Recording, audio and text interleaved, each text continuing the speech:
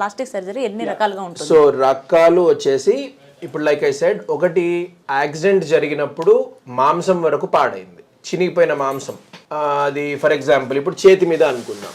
So చేతి మీద only చర్మం వరకే కట్ అయింది అనుకోండి, చర్మం వరకే కట్ అయితే మనకు జనరల్ సర్జరీ వాళ్ళ దగ్గరికి వెళ్ళినా కానీ చినిగిపోయిన దానికి ఆఖరికి ఎంబీబీఎస్ డాక్టర్ దగ్గరికి వెళ్ళినా కూడా చర్మం వరకే చినిగితే స్టిచెస్ వేసేస్తారు. ఇంతకుముందు నేను చెప్పినట్టు అవే స్టిచెస్ ప్లాస్టిక్ సర్జన్ వేసినప్పుడు అది యాక్సెప్టబుల్గా ఉంటుంది, స్కార్ చూడడానికి ఇంకా తక్కువగా కనిపిస్తుంది, ఎబ్బెట్టుగా కనిపించకుండా గలీజ్ మరకలాగా రాకుండా నీట్గా వచ్చేటట్టు చేస్తాం. అదే చర్మం కాకుండా ఇంకా లోతుగా వెళ్తే ఈ వేళ్ళు ఇట్లా కదలడానికి కావాల్సిన టెండాన్స్ అనేటివి ఉంటాయి. ఈ టెండాన్స్ తెగిపోయినాయి అనుకోండి, అప్పుడు ఖచ్చితంగా ప్లాస్టిక్ సర్జన్ దగ్గరికే రావాల్సి ఉంటుంది.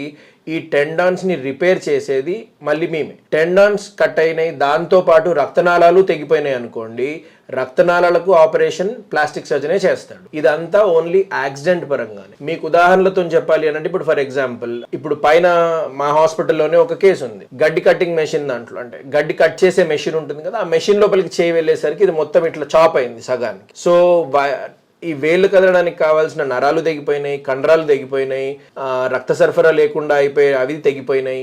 సో బేసిక్గా అన్నిటినీ రిపేర్ చేసి మళ్ళీ చెయ్యి పని చేసేలాగా చేస్తాము. సో కొన్నిసార్లు మనం పేపర్లో చూస్తాము, సేమ్ మెషిన్లో పడింది, చెయ్యి మొత్తానికే కట్ అయిపోయింది, చెయ్యి సపరేట్ అయిపోయింది. ఆ చేతిని ఐస్ ప్యాక్స్లో భద్రంగా 6 hours లోపు తీసుకొచ్చేస్తే ఇప్పుడు నేను చెప్పినట్టుగానే బొక్క దగ్గర నుంచి, ఎముక దగ్గర నుంచి మొదలుపెట్టి బోన్ని ఫిక్స్ చేస్తాము, కండరాలకు రిపేర్ చేస్తాము.